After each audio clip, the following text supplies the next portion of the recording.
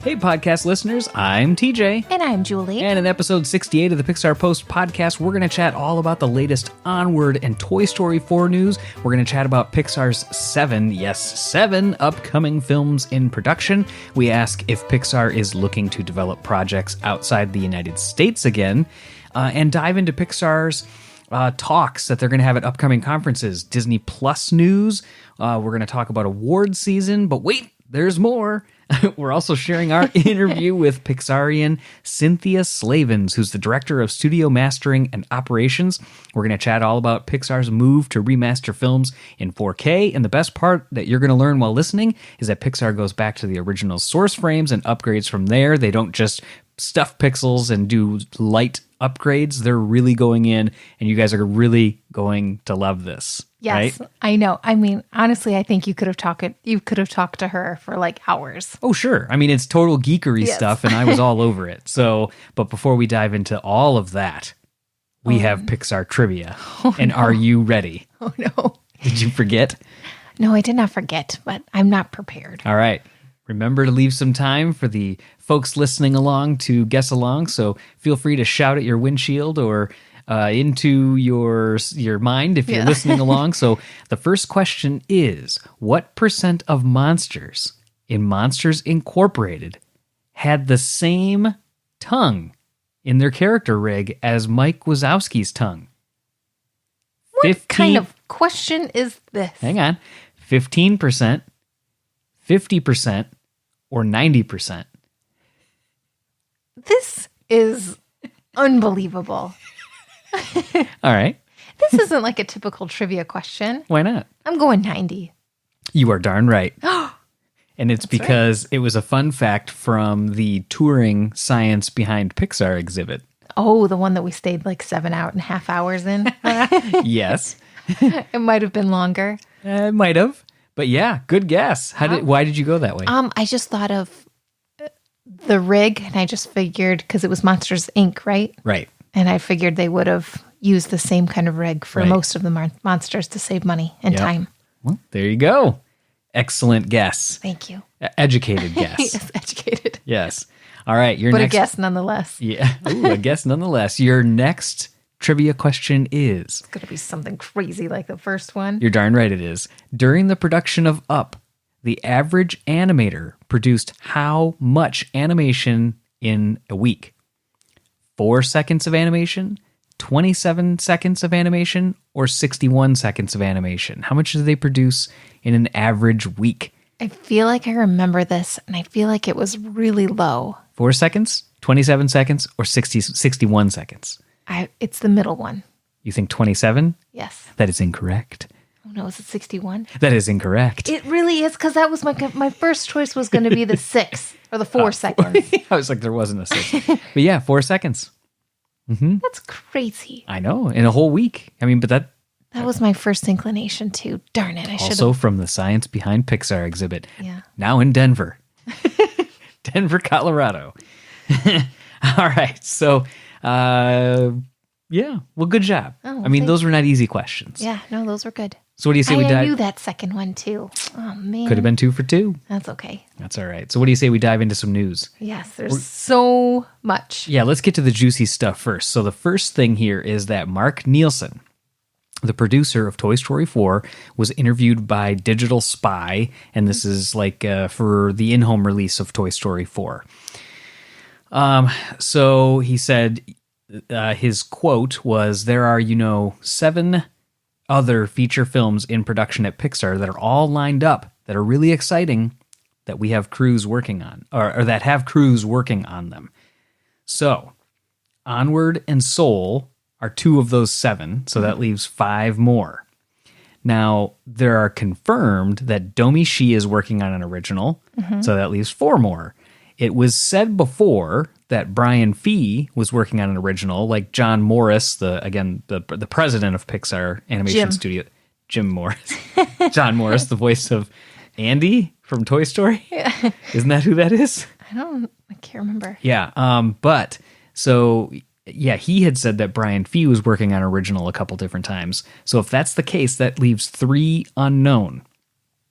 So what I wanted to do was dive into first Mark Andrews. Dun, dun, dun. Yes. So it's been said that he's been working on a sci-fi type film after he wrapped Brave.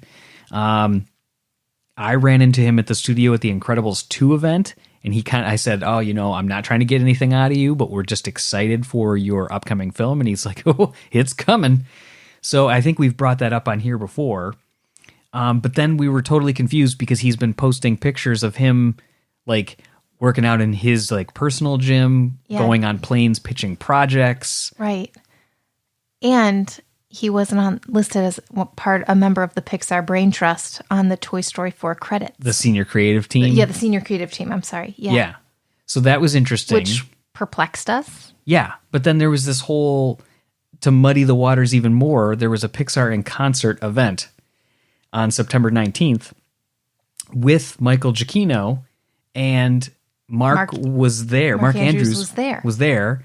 Our friend Josh was there, reported back to us, and said, well, I'm like, did they give any indication that he was not at Pixar? They're like, no, they introduced him as like Pixar director Mark Andrews, which I guess even if he's not there is still a true title. Right. But he just said it was weird that they didn't make any mention of it. And then he said it was also weird too, because Brave was not included in the Pixar in Concert like that they did, like the layout that they did for it, for the music for that night. So it just seemed all kind of back and forth. I know. So then we started looking at like his LinkedIn page. I know we totally like internet stalked, but we looked at his LinkedIn page, and then it has like other studios that he's at, but it still says he's active at Pixar too. So it's like, what's going on here? It says he's pitching projects. So yeah, we're going to have to find out if he's still there, because he has Mythos Studios and Juniper, what the heck is it here? Juniper Road Films, which are involved in there on his LinkedIn page that he says he's working on. So my initial thought is, and I could be way off base, you tell me what you think. I think that it's kind of like a Brad Bird scenario potentially for him right now, where he kind of is coming and going. Maybe the film got off track a little bit and he needed to step away from Pixar for a little bit, do something else, and then he can come back. You're right. Yeah. That's just a guess. Could be. It's a good guess. Yeah. Yeah. I don't know. I don't know what to... I think that seeing him off the senior creative team really threw me off. It's like, did he leave? Or was he just not there long enough that he didn't qualify to be on? I don't know. Yeah, I don't know the rules to be on that. I don't know. Yeah, I don't know. It listed so many new people. Right. But yeah, I don't know. Yeah. It's interesting. So that's one that's potentially up in the air. So is the next one potentially Brad Bird? I'll just go right to the end here, and then we'll work backwards. I don't think so. No, I don't think so either. First off, it would be very quick after, I guess 17, he does films pretty quick when he can get going on them. Incredibles 2 was moved up an entire year to swap places with Toy Story 4. So you never know. But, this whole thing kind of started, back in, November 22nd, 2018. There's a Deadline podcast called Crew Call. He was interviewed on that podcast, and they asked what he was working on. And Brad said, well, I've been trying for years to crack coming up with a screenplay for this book, 1906, which is based on a giant earthquake that happened a massive earthquake in San Francisco. And then it also involves like corporate greed and all these other things that are in there. It's based on real events, but then completely fictionalized from there. Mm-hmm. So, of course, we hear that. We immediately get the 1906 book. Oh, yeah. I think you started reading it that night. Yes. You downloaded it to your Kindle. I did. And what was interesting, though, is that in the biography section about the author, who's James Del Sandros, he's Del Sandro. He says that he is, in quotes, he is the screenwriter of the upcoming Pixar/Warner Brothers live-action film 1906, based on this novel. So I was like, what am I looking at here? Right. Like, that really threw me off here. So could it be classified as a Pixar film? Would they be working in conjunction with another studio? Who is this James guy to say this and throw us all off? I know. Well, did you say musical yet? No. So the musical comes in at another spot. So in January of 2019, he's interviewed by Variety on a red carpet, and he says, quote, well, it's a musical, actually, when they ask him what he's working on next. I don't know anything about musicals, so I figure I should do this because I'm deathly afraid of it, and it seems like a cool thing. It's a project that I've been wanting to make for a long time. It's got 20 minutes of animation in it. It's an original project, and he later goes on to say that Michael Giacchino would be composing and scoring the music for it. So could it be because they do work on the Warner Brothers soundstage, the music? Could that person who say, he's working with Pixar and Warner Brothers, could it have just been like, oh, I know you were on the soundstage of it? It just came into my mind. But how do you make out like the whole?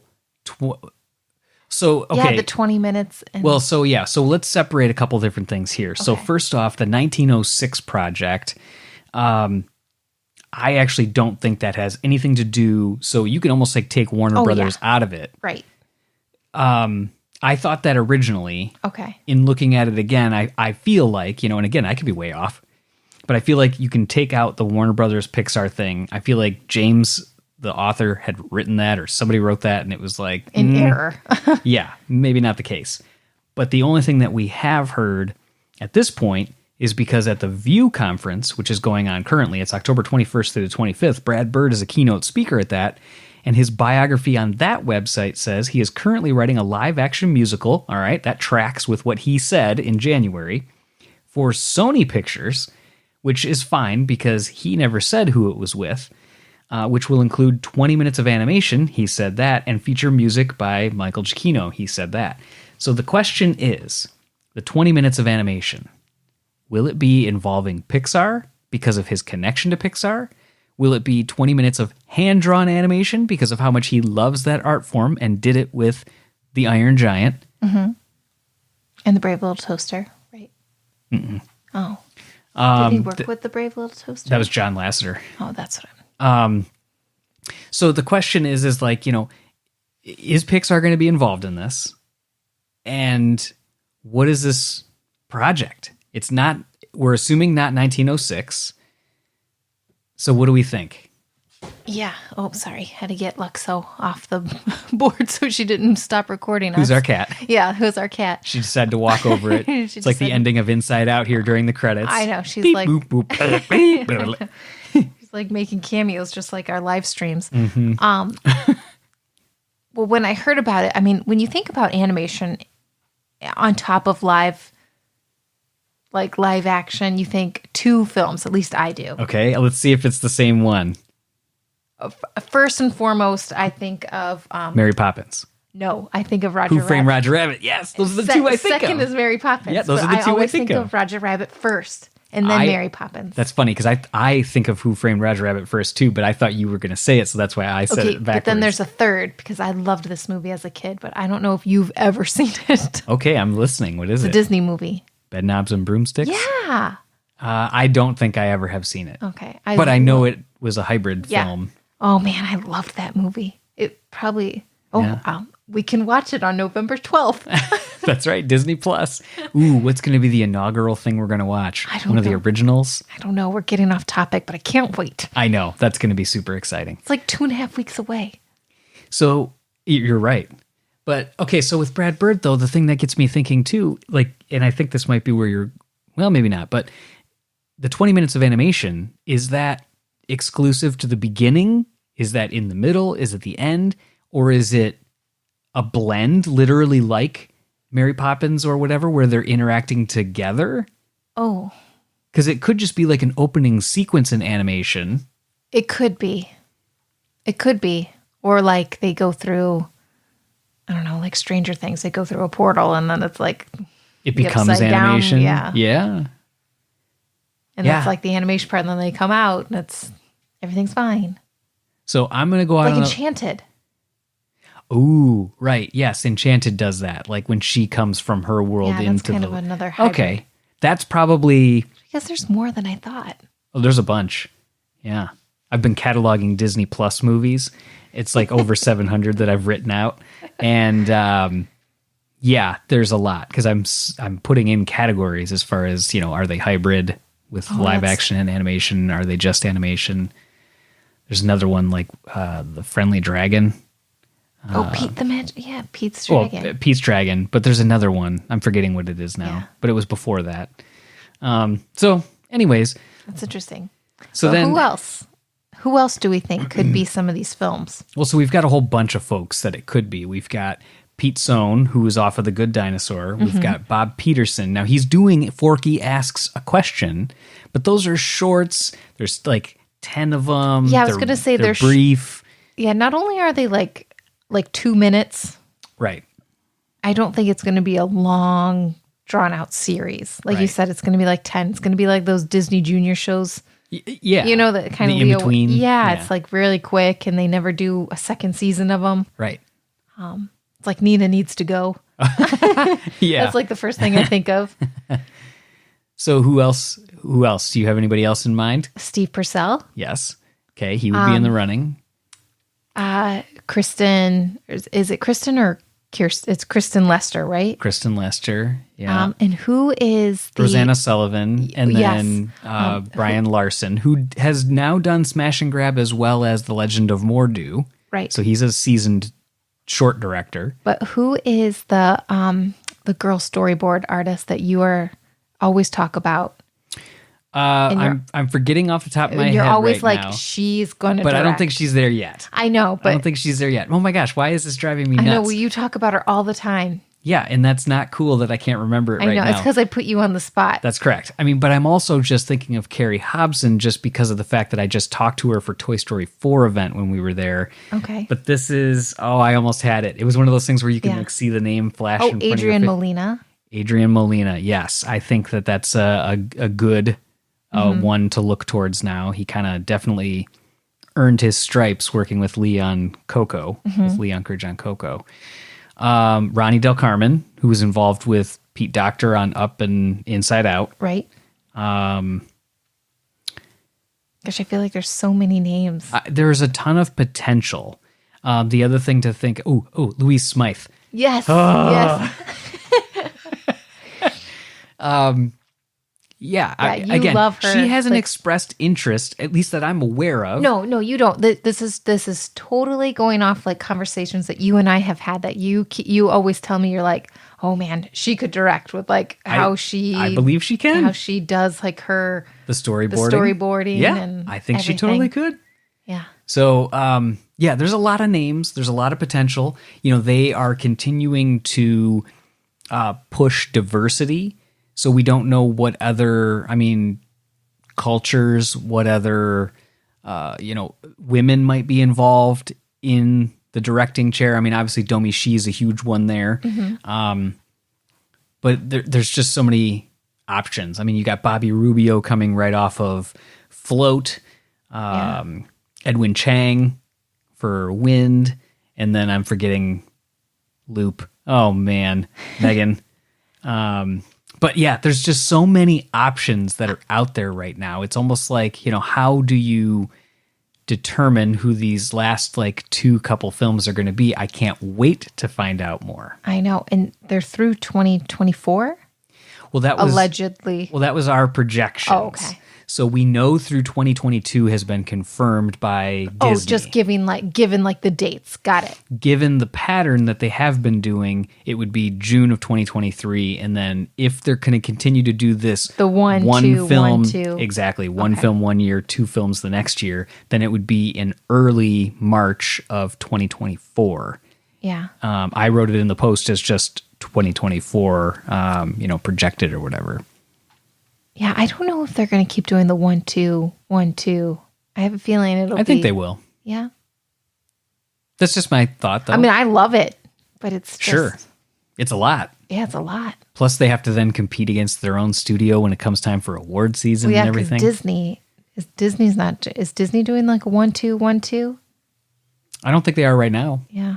Because we don't know too much of what's going on with past. Right. They've got quite a few though that they announced at D23. But we'll see after Frozen 2, which direction they go. So what do you think? Did we chat about that? I think we got enough. Yeah, it's so exciting though. I love this speculation and conjecture stuff where you can dive in and try to come up with all these different ideas of who's going to be doing what. I know you do. What, you don't? I do. You were like really into it. You're like, oh my gosh, it could be this person. It could be this person. I'm like, well, yeah, it could be. You're just humoring me. It could be 100 people there. Nod along. So smile and nod. Yeah. So I mentioned Brad Bird being at the View conference in Turin, Italy. He's doing a couple different sessions there. So the animator as an actor, setting the table, the art of the movie opening, which he's always great at the first act of a film. If any of those happen to pop up online or additional information is available, we'll be sure to share it. Those 2 sessions have already happened. And then Ralph Eggleston is there as well. He's doing the Parr home renovations, so about Incredibles 2. And then on Friday, he's doing character in world building, which is on October 25th. Dylan Sisson is there. He's doing technical Toy Story, the latest and greatest Pixar's Render Man, which you'll hear of him again in a minute. And then Bill Reeves is there talking about the evolution of the Toy Story world, which I have a feeling is the same presentation that we heard when we were there for the Toy Story event. I'm sure it is. Yeah, and then just as far as other general information, SIGGRAPH Asia is going to be held this year in Brisbane, Australia, November 17th through the 20th. And there's going to be a couple different sessions. So one is multi-threading in Pixar's animation tools. George Elcora, a software engineer, and Florian Zitzelberger, I guess we'll go with that one for now, as lead software engineer. And again, I can get away with not pronouncing last names because nobody can pronounce mine either, but that's cool. Ours, I should say. So in that particular session, they're going to talk to audience members about the practical techniques of applying multi-threading to achieve interactivity and high performance for professional-grade animation tools. We discussed the philosophy behind the design of Presto, Pixar's proprietary animation tool, and how its design lends itself to take advantage of increasing number of cores found in today's desktops and servers, which was an article I read today about the complexities. So they're going to have to change how they write the code for Presto based on the number of cores and threads that processors in computers can handle. What? Because it's actually an article. I understand. I only understand this because you talked technical to me so much. So over time, I have understood this. I mean, it's like, fun fact, when TJ and I first started dating in the 90s, I would sit with him while he learned HTML. She helped me. And I helped you, and now you held the book for me. I learned HTML. You would reference and look up HTML, and the only reason I learned HTML is because in the early days of eBay, because that was like, you could not. If you didn't do HTML, it was just like one long sentence. Yeah. And if I was going to sell something, it was driving me nuts. Plus, I had done an internship, and the guy that was doing like their web programming left, and he's like, "Well, we use Cold Fusion," and I'm like, "What?" And so then it turned out like he's like, you need to learn HTML and then this and that. So it just became a thing. Yeah. So all this technical stuff. And then after that, I went and worked at CompUSA. Never ended. No, I always listen, and I like I said, like we just kind of giggled about it. Sometimes just smile and nod. Yeah. But I mean, I do pick up a lot of it. So it's interesting that for 20 years, you have been interested in it. Oh, you have stayed strong. Oh, yeah. And in fact, the other day, kind of leaning into this same thing, when I was at CompUSA, which is a retail computer store. It was. I had bought, at that time, Pixar stock. I had bought Pixar and Apple stock. And again, our cat is climbing on chairs behind us. But I had bought it, and I just found my original order of that stock that I just told you the other day. Or yesterday, in fact. Yeah, we were just talking about it. Yeah, it's kind of cool. I had like the printout this is the first time that I bought Pixar stock. I know. It still sometimes bums me out, though, when you talk about it, because you never ordered the stock sheet. Ugh, the stock certificate. The stock certificate. Yeah, you had to order it. It's not like the old days where you would always get it. You had to order it. You had to order it and I didn't order it. Before now, when it changed hands, before it was basically went to Disney. Exactly. And we talked about this with Jeff Kays, actually, who runs thisdayinpixar.com. Mm-hmm. And what's interesting, he has his. But when Disney absorbed and bought Pixar, they sent out a mailer asking for those certificates back. Oh, really? And you had to say, "Oh, I lost it," if you didn't have it. Oh. So I would have had to have. I would have totally lied. Yeah. I wouldn't have given that thing up. I know.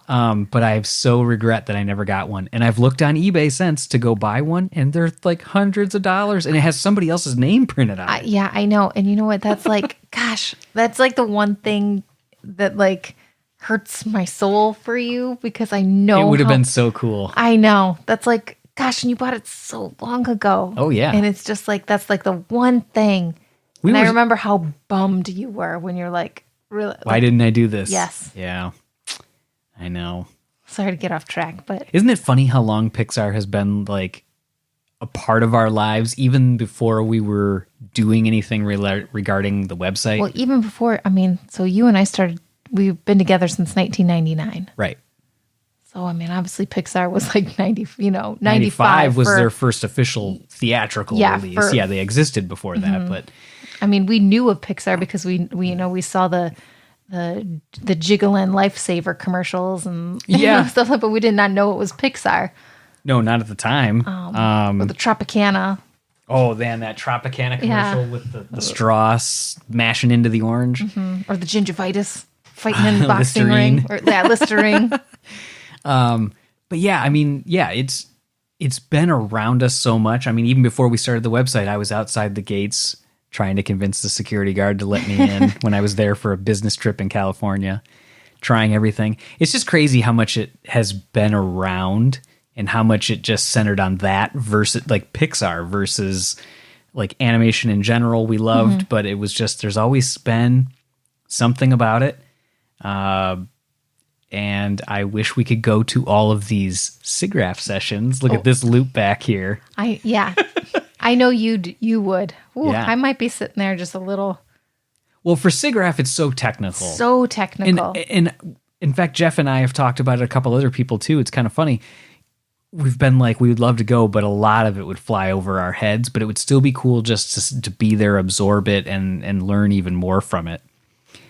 Yeah, for me, I'm like, okay, let's do the theme parks and consumer products. That's like what fascinates me. Well, sure. And the story department. We like it all. We do. We really, really do.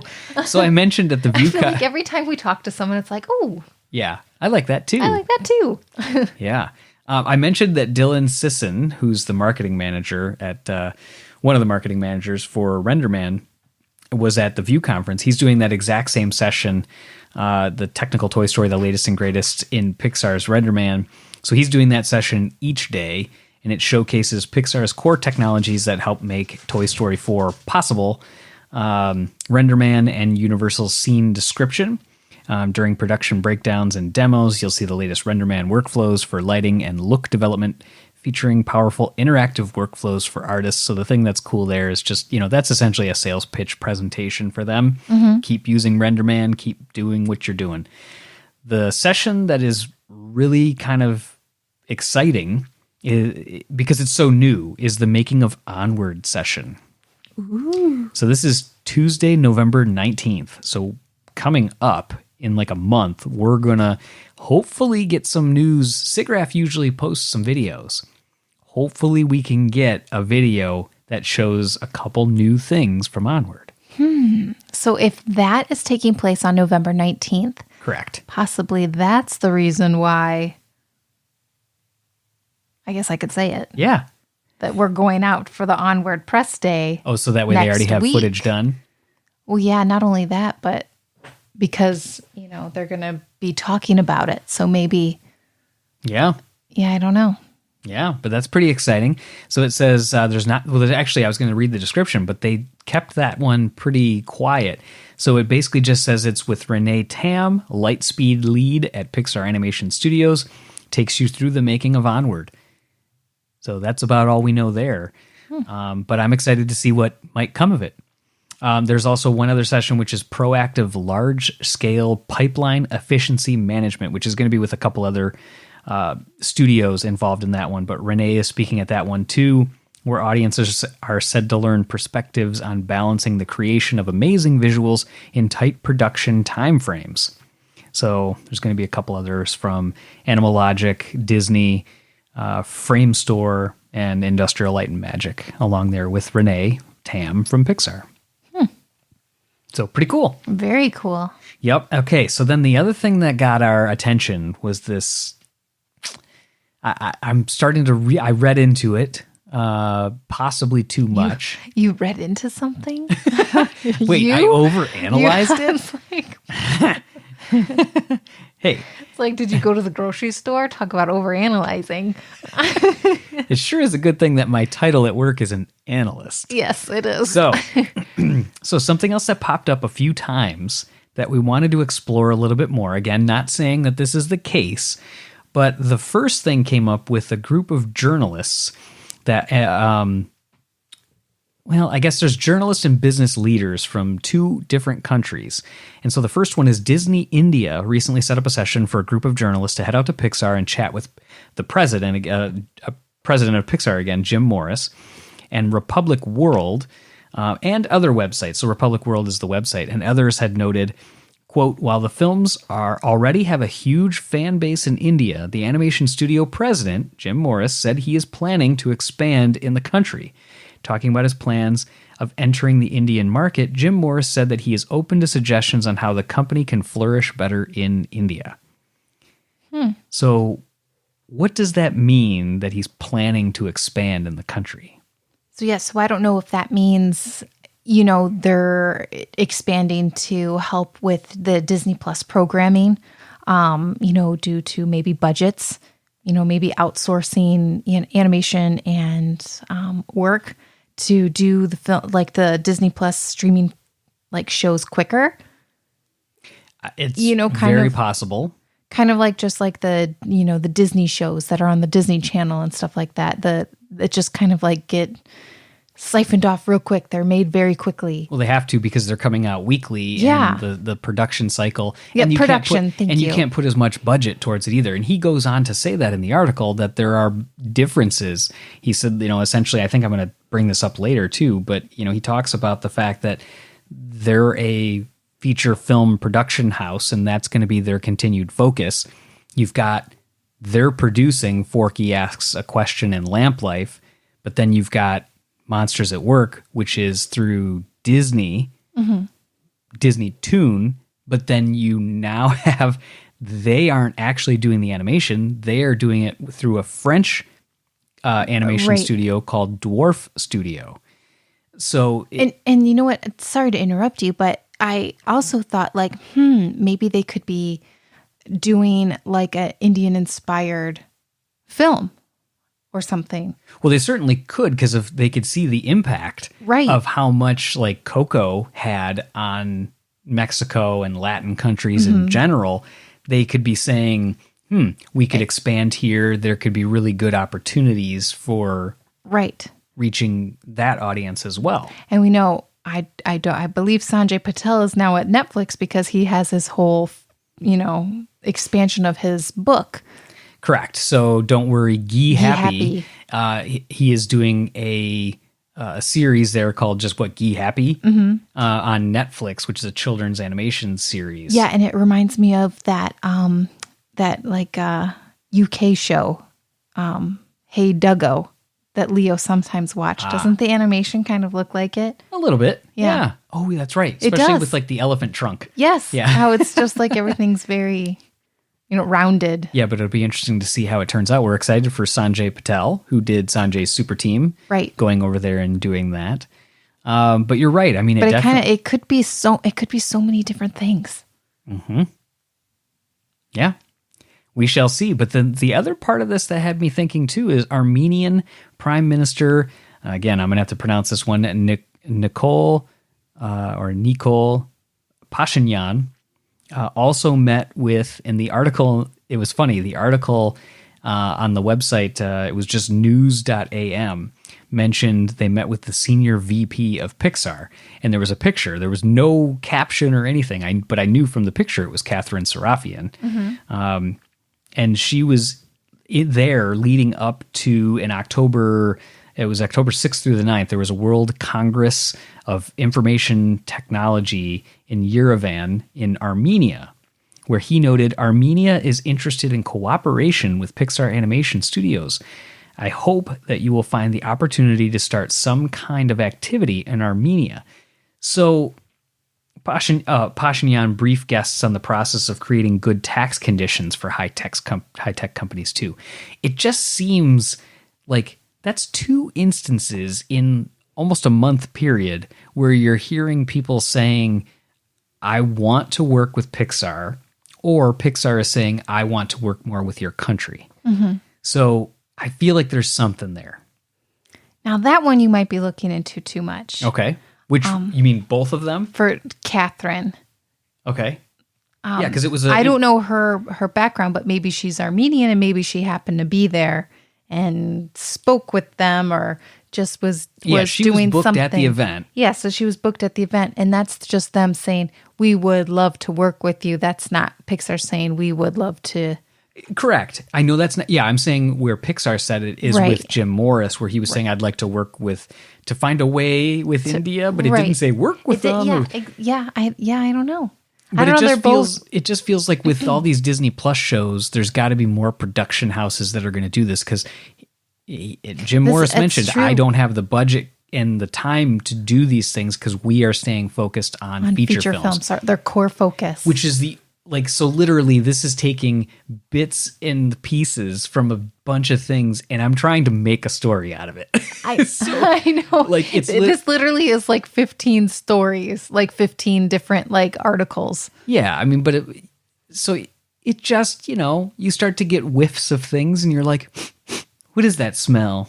Yeah, let's piece it all together. Does that smell like something? Or, oh, no, it's not. Or, oh, yeah, it is. So we'll find out. Time will tell. If anything obviously ends up with Armenia or in India in production-wise for anything Disney Plus, then there might be something there.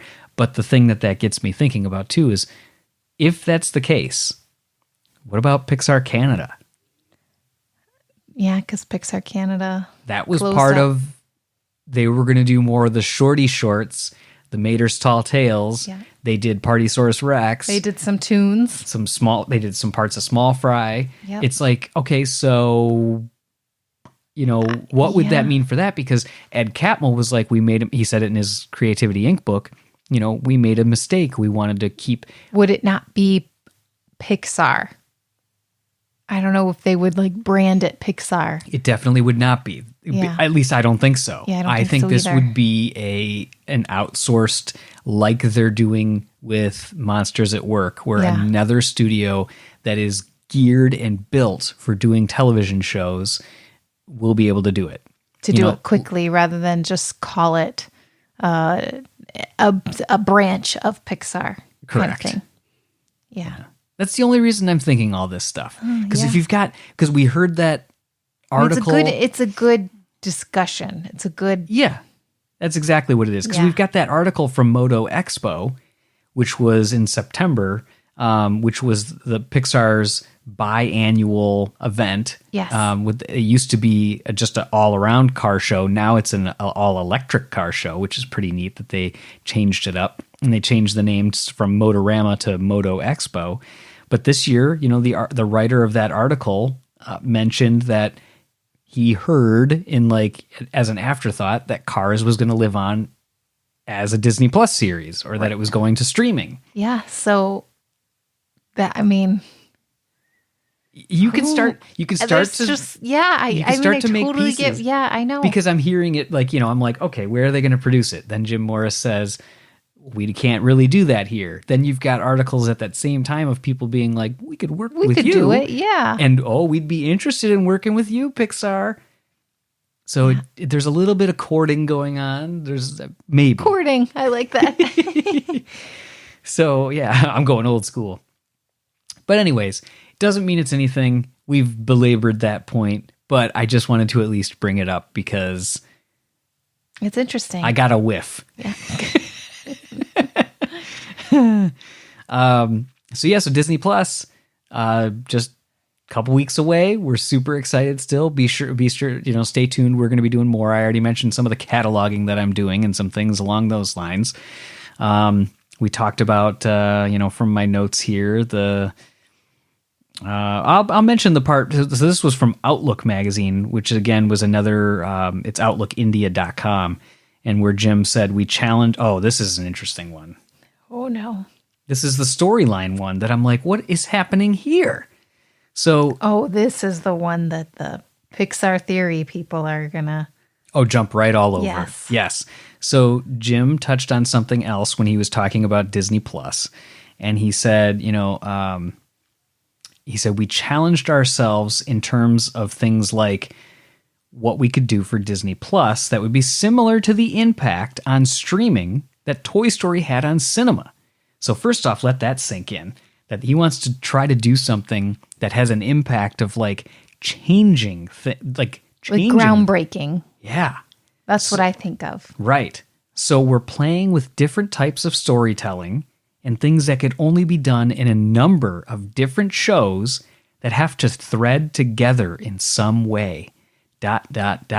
We actually have a project that we're doing on those lines. What the heck? So you and I had two different opinions about this. Yes.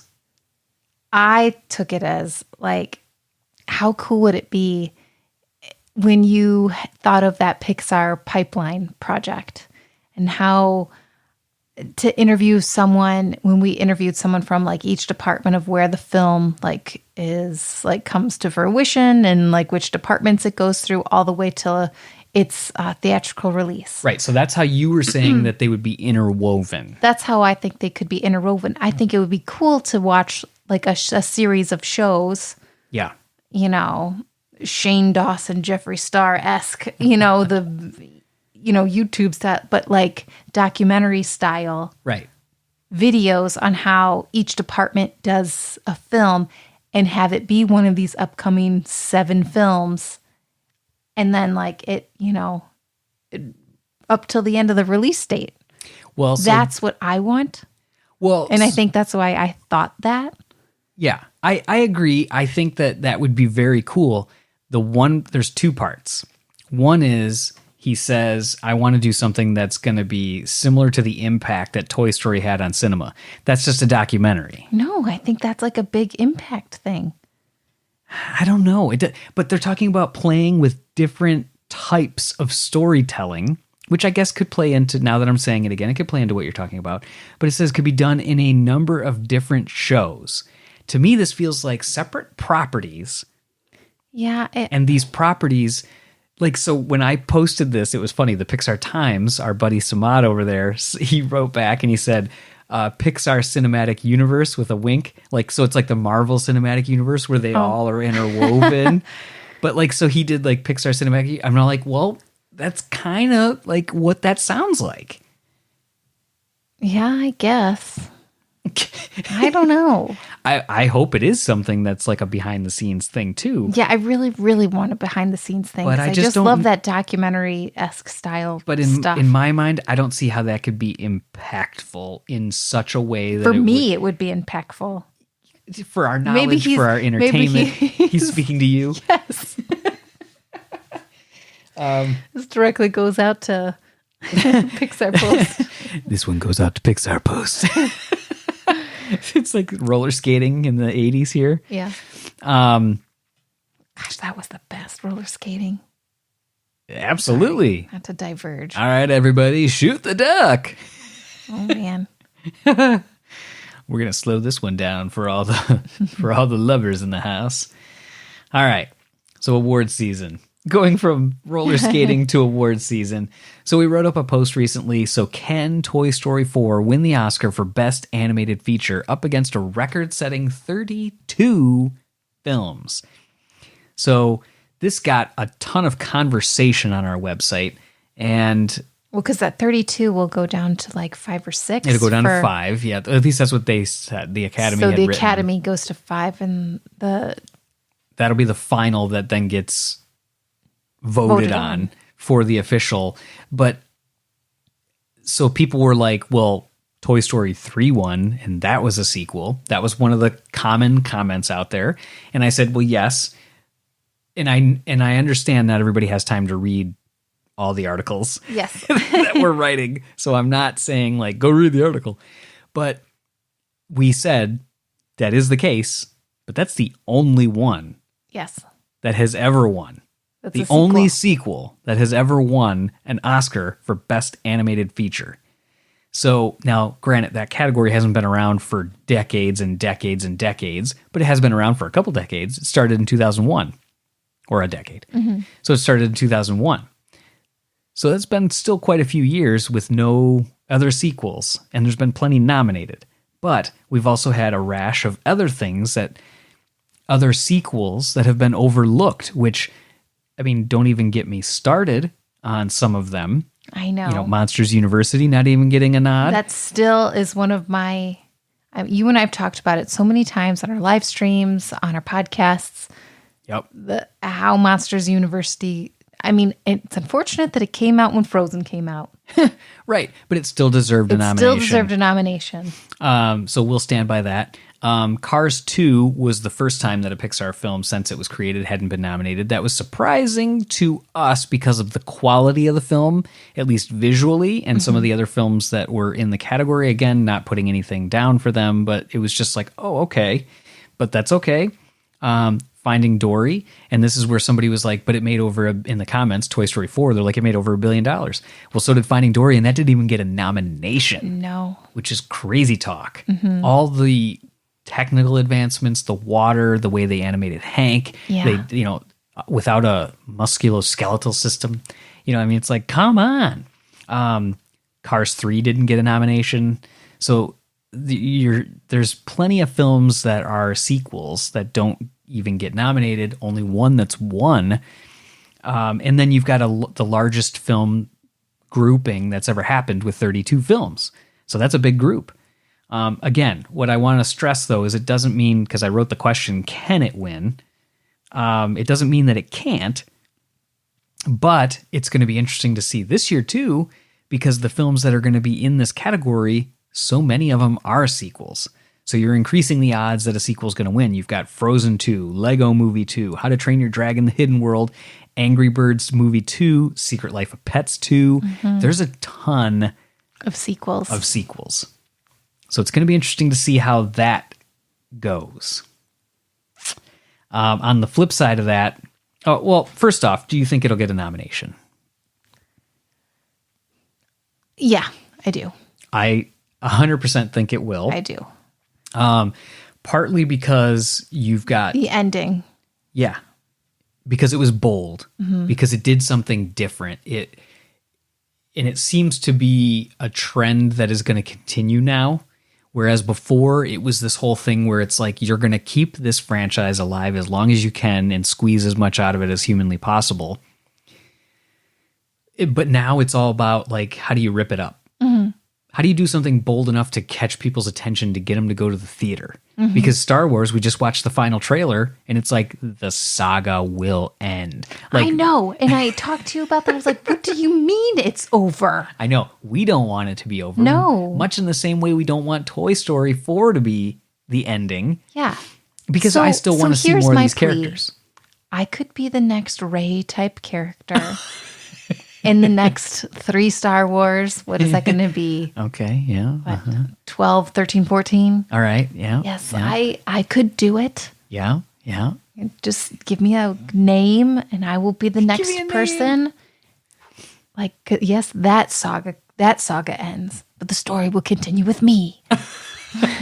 And that's strictly because you don't want it to end, and because when you watch Ray kicking some backside, you think it's so cool. Yes, and you know what? I've always watched Star Wars with you.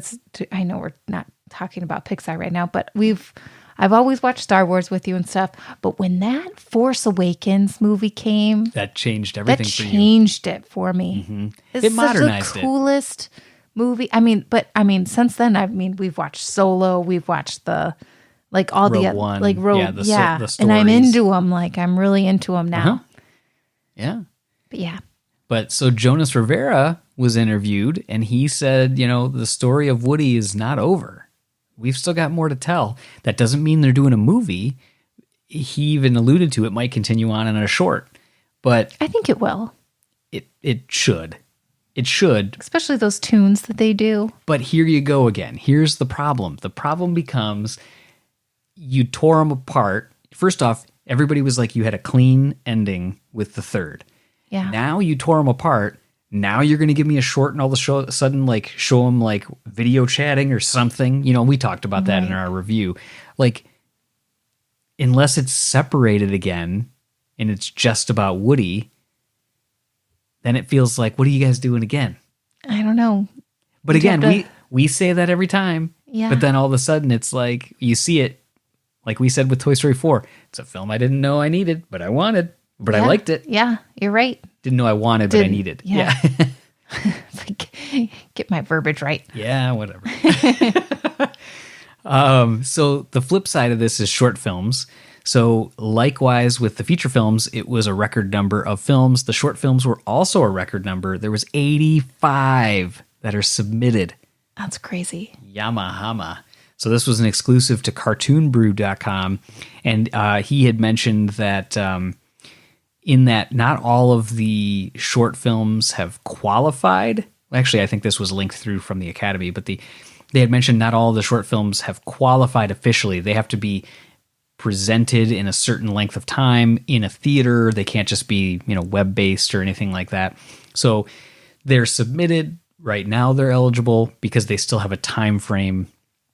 But like if they don't meet that time frame, then they'll be disqualified. It'll be less that they then eventually vote on. But it's still 85, and the 3 original SparkShorts. So we were wondering this when the SparkShorts came out, if they were going to submit them as entries. That was one of my biggest, not concerns, but questions. Questions about the SparkShorts, because if Pixar's not doing like feature short films like that are released with the films. What happens with the short film category, for awards. Right. So I was really excited to see that all 3 were in the running. Mm-hmm. Mm-hmm. Yeah, so Smash and Grab, Purl, and Kitbull, all of those are there. It'll be interesting to see next year if they throw that next group in there as well. So we shall see. But all right, so we have really gone through the news here. We're at like 50 minutes, something like that. So let's talk with our interview with Cynthia Slavens. Now, again, this is really interesting stuff. I hope you guys get a lot out of this. Please let us know either in the comments on the website or just send us an email, info@pixarpost.com. Hit us on any of our social media channels. We are interested to find out about your thoughts with this, the conversation with Cynthia Slavens, the director of studio mastering and operations. We talk about what her role entails, about the team that she's part of, upgrading a film from standard definition to high definition to ultra high definition to even testing some films in 8K. Yeah. And just other aspects. It's not just about the visuals, it's about the audio elements too, with upgrading a regular Dolby mix to a Dolby Atmos mix, or maybe you're adding in HDR or HDR10 plus to get more deeper blacks and whiter whites and more vivid colors. So there was actually a comment a couple years ago on our website that actually got this initial idea in my head and just never got around to asking, hey, who could we talk to? And then Cynthia was at a conference and with a couple other Pixarians and talked, and I saw like a video recap of it, and I was like, oh, I forgot to do that, ask for that interview. So we got that one, so that's pretty cool. So Yeah, so I think that you guys are really going to enjoy this. Please enjoy, and then we will circle back after the interview and touch on some of our additional thoughts. What we want to do when we dive in is obviously we want to find out, what an overview of your group is. Like I mentioned in our kind of pre-chat here that we already talked with Beth Sullivan a little bit. Yep. But, give us an average overview of some insights of what an average day looks like for you and, how many people are part of your team. Yeah. So, as the Director of Studio Mastering and Operations for Pixar, there is no such thing really as an average day. Our work is very diverse, and we get to do a lot of different things, which is what makes it engaging and really exciting every day. Because we never know, what's going to be on fire on any given day or what opportunity is going to present itself. We serve two functions within the studio. On one side, we are heavily involved with the shows. Essentially, as soon as an editorial team is cast onto a show, we are effectively running alongside them the whole time, offering support by way of any video exports they might need. For example, we will create what are called work reels through the course of a production life cycle. Those will go to the audio team doing the sound mix, any of our composers, the marketing team at Disney. So we will, kind of take on the responsibility of generating those assets so that they can focus primarily on working on the business of making the movie and not have to deal with kind of all of those nuts and bolts and extraneous requests. We take some of that load off of them. We also partner with editorial on creating the in-progress versions of the movies. So everything like our digital cinema packages that are created, for example, for any of our Brain Trust screenings, which are the in-progress screenings that happen throughout the course of a film's life cycle, we will create those digital cinema packages, both for review here at Pixar and then externally with executive and creative teams at Disney. And so it's, I would say the best thing about the job and the thing that I talk about all the time is that there is a question that you will very commonly heard asked in the hallways of the studio of, oh, hey, what show are you on? We can confidently say all of them. And it makes our jobs really exciting. They're never boring for that reason. I think that is something that we share in common with our partners in marketing and in the PR team and other departments that kind of, have the great privilege and opportunity to work on all of the shows.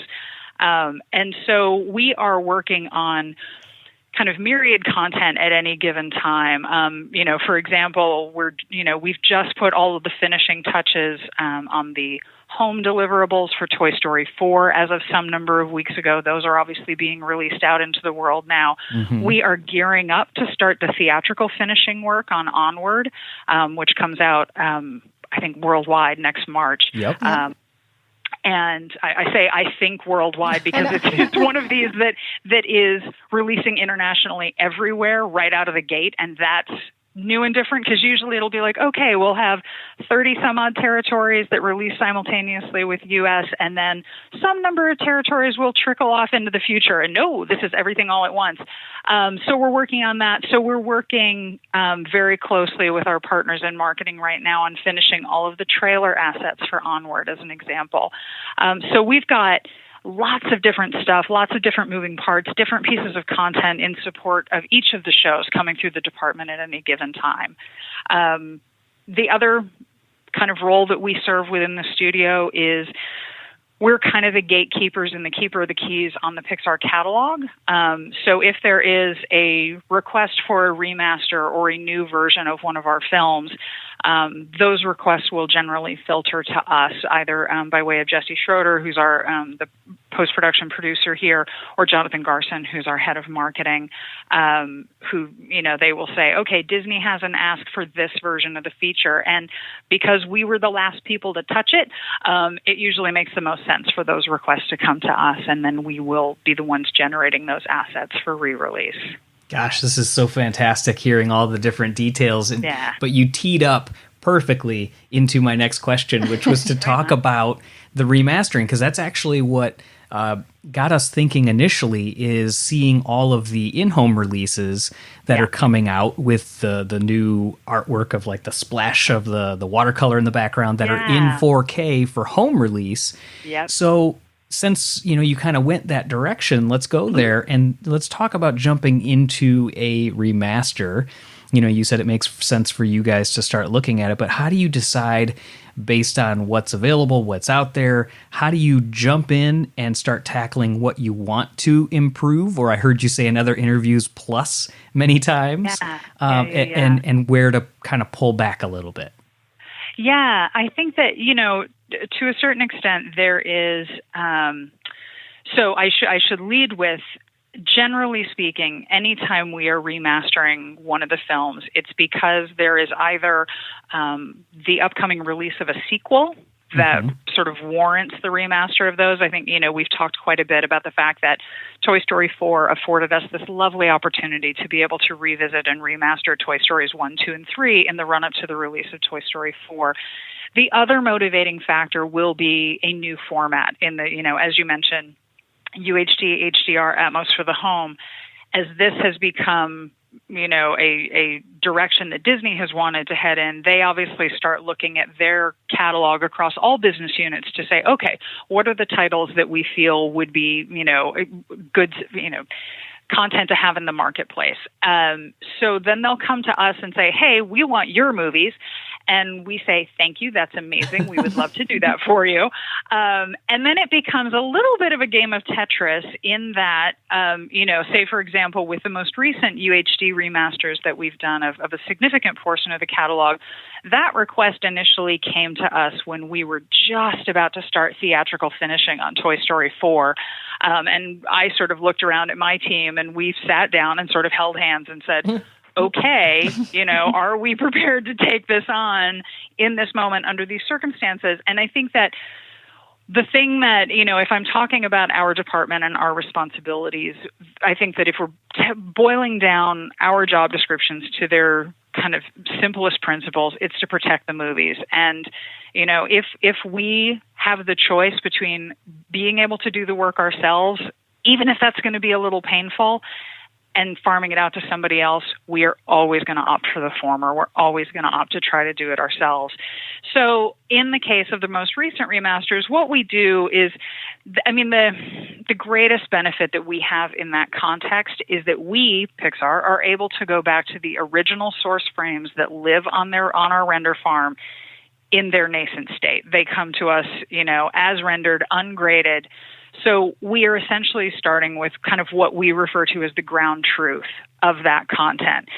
A lot of times, if a third-party vendor were going to attempt to do this work, what they might be starting from is a master that has a digital cinema color grade on it or an HD color grade on it. That doesn't mean it's not going to be great, but it doesn't necessarily afford it the opportunity to be as good as it can be. And so what we want to start with in any of these cases, whenever we can, is going back to kind of the earliest version of the source media saying, yes, we have versions of these frames on the farm that we can then up-res to 4K as needed. We can color grade for HDR starting, kind of from that completely basic place of, okay, this is the original version of the movie and nothing has been done to it that's going to pollute that content in any way, that's exciting for us. Because as I mentioned before, the other thing is that I would say 95% of the time, we were the last people to touch these assets anyway. My folks, so there are about 16 of us on my team. I would say, 75% of us have been at the studio and working in these roles or adjacent to these roles for at least 15 years or longer. So part of the benefit that we have is we have all of this institutional knowledge in our department as well. And so because oftentimes we will start going back through these assets. This came up quite a bit in a lot of the Atmos remasters that we did earlier this year, where we're looking at the sound archive and we're like, why on earth do we have a remaster of A Bug's Life from 2008? Who did that? oh, that was me. I did that. And now I have to remind myself, what did we do? What does Skywalker sound have? What do we need to, and just reminding ourselves, because that's the other lovely position that we are in as a studio is our content is evergreen. It is always in high demand. I'm knocking on every piece of wood that is adjacent to my desk right now. That is a gift because it's not like we are necessarily having to go back to a title that hasn't been touched in 20 years.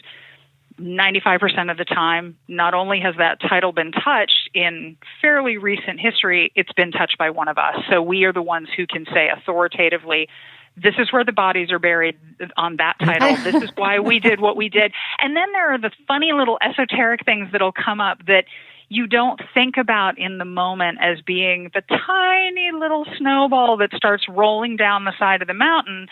But things like the Disney logo and the different things like the bespoke logos that we will do. For example, there was a 20th anniversary logo on the head of Cars when it came out. It made a ton of sense at the time. When you're remastering that movie for broadcast 6 or 7 years later, that makes no sense. And it's like, oh my gosh, what is happening? And it's, so we released the movie on Blu-ray shortly after its release, but it's no longer the 20th anniversary year. And so that's a conversation that needs to be had. So there's stuff like that you look at the original release of Toy Story. It has the old white Walt Disney Castle logo on a blue background where the line of Tinkerbell arches over, the gold flags are waving. That was an animated asset that was created here at Pixar. The guy that animated those flags still works here. And we're looking at that going, oh, God, we can't get to any better resolution version of that. And that's not the branding that Disney is using anymore. So there's a whole question of anytime we touch one of these movies, we have to think of all of the other things that are kind of hung on them to say, oh, my gosh, okay, we have to think about the logos. We want the logos to be uniform across the first 3 Toy Stories when we remaster them. Holy cats, they're not. So we have to kind of figure out, and then you make those types of picture updates, which begets an audio update, which begets, it's a whole kind of, you start, I'm now mixing my metaphors between the snowball rolling down the mountain and becoming an avalanche, but then you start pulling at the thread of that sweater, and suddenly you're like, oh, I have a pile of yarn and no sweater, and now we have to remake this sweater, and it's maybe not going to have the same sleeves that it had the last time, but it's still, the movie itself is going to be the movie that you remember, but there might be subtle differences in the other things that bookend the content or some of the choices that we made. So that's the kind of stuff where our institutional knowledge and collective memory, I think, saves us every day. I don't think I'm exaggerating when I say that. No, it definitely, there's value in having employees that have been there for as long as like you said, as many of the department have been, for sure. So that got me thinking when you're talking about, Toy Story 4 offering the opportunity to do 1 through 3.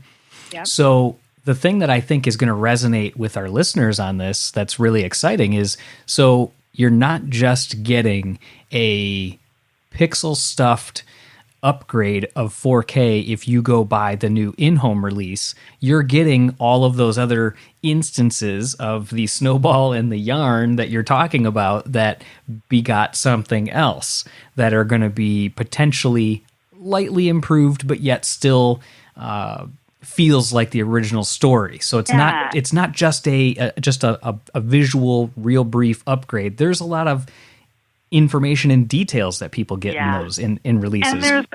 And there's a lot of care that goes into them. I think that's the other thing, as I mentioned previously, we all take this very seriously. And occasionally we may care a little more than is entirely necessary. But we have the good fortune of, a large number of the folks that worked on the original production of Toy Story still work here. We are working with the director of photography for lighting, Sharon Callahan, who's been here since the beginning.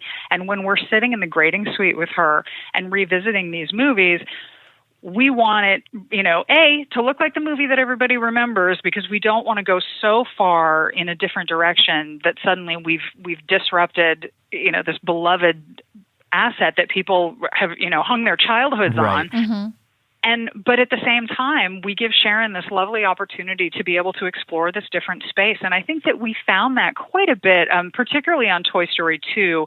The lovely thing about the older films is that there is content, and there are code values. There are, there's lighting information that lives in those frames that I don't think was intentional at the time. They were just trying to render and get a movie done, especially in the case of Toy Story 2. My God, it was a miracle that came out at all. And, so there's so much pressure. Well, here we have this lovely opportunity 20 years later to crack these assets open and say, oh, holy cats, look at all of that incredible dynamic range information that has lived in these frames the whole time. Nobody's ever been able to see it before because the technology didn't exist.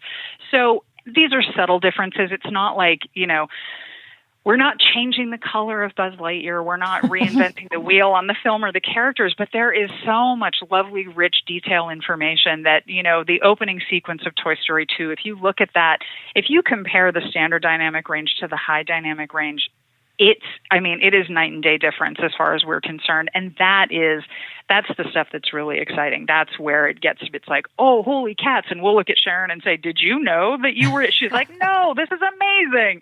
And so it's such a gift to be able to go back, revisit these movies and plus them not only for the audience who's seeing them out in the world again, but also for the folks that have, been working on them a long time. And it allows us to, kind of revisit that magical process of creation all over again, which is pretty great. That's so cool. Yeah.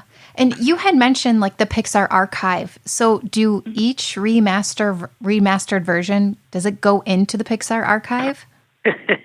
Yes. Because that would be a lot. And I'll tell you, I chuckle when I say that because our lovely folks on our systems teams, our systems team, our IT group, they would probably love it if we did not keep everything. But the minute, what we found over time is the minute that you don't create something or the minute that you decide to throw something away, that's when someone's going to come calling for it to say, hey, that version of Toy Story. And this is, we're in this kind of interesting, tricky place now of obviously our tape vault is going by the wayside. We are digitizing those assets as quickly as we can, but the format, the tape itself is disintegrating. The hardware isn't available to play it back. So it's not like we can just pull a tape from a shelf and say, oh, I can show you the version of Toy Story as it released on, VHS in 1990, whatever. Now, if somebody asks for that, we do want to be able to point to it on the archive and say, this is the cut of the film. This was the version of the film that released into the marketplace at that time. So we do keep all of it.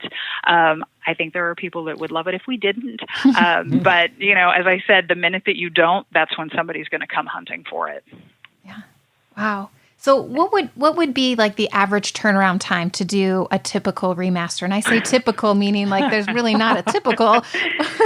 But how about a full length of a feature film? Yeah, like Toy Story 4. Yeah. It depends. So for the most recent catalog remasters that we did, those were done very, very quickly because we had to, because that was kind of the time that we had available to us. I think that on average for those films, we're talking about, in that crop would have been Ratatouille and Brave and a handful of other titles. We probably took about 2.5 weeks on the picture remasters. I might have afforded a little more time for that process if we had it. But, you, in some cases, if you are going to be afforded the opportunity to do this work yourself, you just kind of have to figure out how to fit within the schedule. If we had to go back, obviously, the farther you get away from a film, the potential for something to break. We deal quite a bit with a concept that other folks might have talked about in the past known as bit rot, where you will crack open a frame and suddenly there is something that is fundamentally corrupt about it that was not previously. That, I'm knocking again on all the wood in my office. That doesn't happen to us a lot in the remastering process, but every so often something will come up where we're like, oh, crikey, this is actually going to take a little more time and attention to address. So in the case of, let's say, Toy Story 4, if we were having to dig back into it today because it's new, because it's fresh, if we had to re-render it, this is not a thing that's happening. I'm just using this as a hypothetical example. If we had to re-render it for 8K tomorrow, or if we had to up-res it to 8K tomorrow, that would be a significantly less painful process than it would be, say, for one of the older films. So it kind of depends on the vintage of the film that you're dealing with and how far you are away from its original release date. Because the newer films obviously are much more flexible and somewhat more robust in terms of the assets that we're starting from. Yeah, I think, it just makes sense at a broad scale. The closer you are to the release, the more technology there is behind it. It makes me think of, like you talked about, a VHS tape, some of our home movies that are on VHS, or even that move to mini DV, or whatever the next media, and we have a collection of computers and old monitors that can hook up in case I ever want to go back and play it in that original source. Yes, while we have already upgraded and digitized them into Final Cut Pro and so on and so forth. Yeah. So and I think that we get it. I would say the most, and you guys may have bumped into this at some point, but it's one of my favorite studio anecdotes. A few years ago, when the theme parks team was working on all of the content related to Cars Land and specifically Radiator Springs Racers, Tony Apodaca, who's one of our longtime technical leads here at the studio, he had a 2006 vintage Linux machine living in his office for years because that was the way that you got all of that content back online again. Yeah. That was how you were able to dig back into it. And, it's not necessarily realistic to say, hey, systems department, can you keep all of these flavors of machine online so we can keep digging back into them? But if somebody raises their hand and says, hey, I need this one machine for this one purpose, they can generally accommodate that. But I would be willing to bet that there are a handful of those types of machines just peppered all around Pixar because you just never know what you're going to have to dig back into. That's awesome. So the other thing we were thinking about, because you had touched on it earlier, and I'm glad that we're able to get to this too, is you said, what does Lucas have and those types of things. So obviously remastering is not about the visuals, and Pixar has had so many firsts between playing with the Dolby world, whether that be in audio or visual space. Yep. But talk about from a audio space, when you guys are looking to remaster something in Toy Story, something that's so far away, or whatever it might be, WALL-E, how do you approach that and say, we have more audio space now, what do we need to improve to reach that new potential? Yeah. I mean, again, we are just lousy with good fortune around here. We have the great good fortune to partner very closely with Skywalker Sound, and a lot of the folks who have been working with us over the years are still on hand and available to us over there.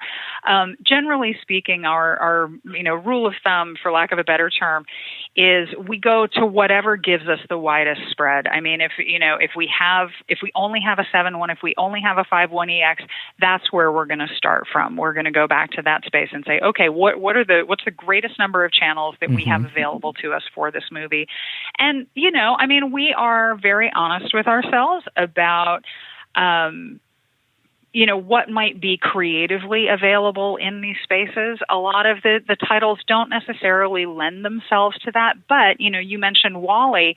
I think that's a place where you look at the immersive qualities of all of the atmosphere of that film, and it might not necessarily be something that is character-based or sound effect-based even, but, that was one of the things we found with the Atmos remaster for Finding Nemo and for Finding Dory, is that suddenly you are in this space. I should say Finding Dory definitely originated in the theatrical Atmos space. Yeah. So that's another place where we have a great benefit of being able to start from those assets. But in the case of something like Finding Nemo, where you're like, oh no, I'm actually sitting underwater right now because of the just the creative potential that's lent by having all of that, either the overheads or the additional surrounds available to you. And that's a really lovely space to be in. And there are moments where we, in the course of remastering one of the films this year, we were like, wow, the music and effects are pretty hot next to the dialogue, and you kind of can't in certain scenes. It is a little challenging to really get to the meat of the dialogue and what the character is saying. And so, it just so happened that the person who was in charge of spearheading that mix when the film came out originally happened to be passing by in Skywalker, and we said, "Hey, could you come in here and give this a listen? We're thinking about bumping up the dialogue. Is that okay?" And this person was totally cool about it. He was like, "Yeah, absolutely. That's, because you play them back and you would make different choices based on the format and the resources that are available to you at the time. And It may have worked in that space however many years ago, but suddenly when you have it in this bigger space and you have all of, these other bells and whistles available to you, it's like, oh, no, that actually doesn't make a lot of sense." So being able to revisit the content and kind of tailor it on a title-by-title basis to the format that's a gift for sure. My gosh, this is so cool. Love it. He's geeking out. I think he could talk to you all night. Love it. No. I mean, but obviously I could literally talk about what we do for hours. It is such a gift. I mean, it's, we are... Honestly, I truly believe it the luckiest people on earth. I'm like, wow, we get to walk into this building every day, work with these people on this content. Like, oh, yeah, it's ridiculous. There are lottery winners that are, living vastly inferior lives. Like, it's just, it's such a gift. And, it's to be able to revisit these movies time and time again and remind ourselves of like, oh, right, this was the one that provided this challenge.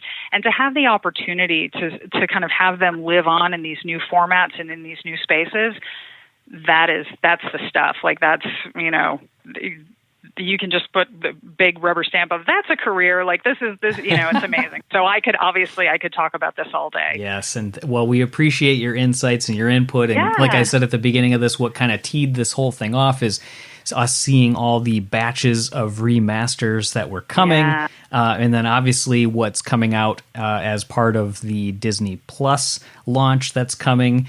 We still tell everybody, make sure to get your physical copies so that way not only you're getting the bonus features, but then you're also getting the highest, truest that you guys are intending for people to see, so that when it's played on your 4K player at home on your OLED TV, you are getting the right black levels and everything. So that's amazing, and thank you for that advocacy. We do appreciate that, because that's the thing. It's like, we feel like we sort of ride the fine line, like, oh, we don't want to sound like we're just salespeople, like wandering around going, here, buy my movie. But at the same time, it's like, no, this is the thing. Like, that is the copy of the movie that will live in your home and will effectively live forever. And that's, that is the most pristine version of the film that will live in the world. So thank you for that. Well, again, we really, truly appreciate the time, and what a blast. Thank you so much. Yes, we can't thank you enough. Totally my pleasure.